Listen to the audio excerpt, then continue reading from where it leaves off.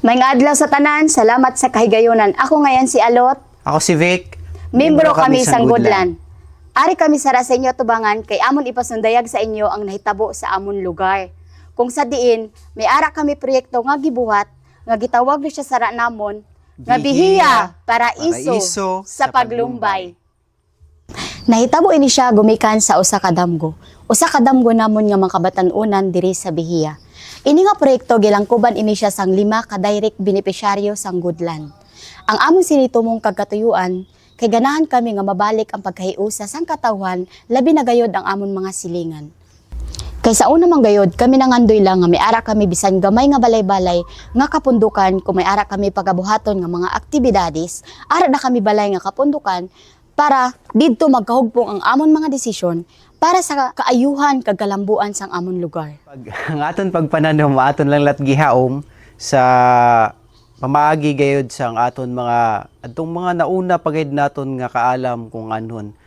Base lang gayud siya sang gitawag natoy nature-based nga pamaagi. Nalakip sini ang pagtipig sang liso. Ang aton mga liso sa radring gipanggamit, aton giswayan nga ang aton gayud atong sa mga karaan gipangtipigan, gitawag natoy mga heirloom seeds. Kag aton lat diri makatunan kung nano ang ari diri sa aton nga mga resilient na mga crops. Atong dili siya madali-dali katigpo kung abuton na kita sang tig-init. Kag kung nano pa man dira nga katalagman. Ang aton gihimo diri nga sandayong kag tangki para aton maipo ang uwan, aton lat ini siya gihimo didto sa aton mga kabiyayan nga direkta nga benepisaryo. 5 ka direkta nga benepisaryo nga ini sara nalangkuban sang katilingban sang Goodland, ini sa Bihiya sa Sitio 30 City sa Barangay Atop-Atop. Ini nagtinguha nga aton lang lat mandaan kung nano kadamo ang aton nagamit dito sa aton pananom nga tubig kay para aton makumparar kung nano nagayod ang aton dangatan sa kapasingadtuan sining intiro nga programa nga nasugdan.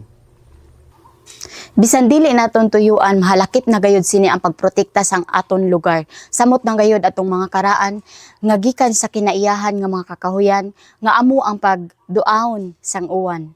Ini sarang akon gitindugan, nahug ini siya nga sandayong sang intiro Bantayan Island. Dili kalilong kamahinungdanan sa amon katuyuan. Ini nahitabo gumikan Sa pagporsigi sang katawhan, kay ganahan manggayod kami nga ibalik ang karaan nga amon natagamtaman, kag amon lat siya mapasawan sa iban. kayo ang tugutan. Salamat kayo sa direct aid program sa Australian Embassy nga ni Patigayon. Nga mabuhat ini namon nga proyekto. Sunda kami ninyo sa amon social media platforms. Amo lang, Sa ulugan salamat! ng tanan.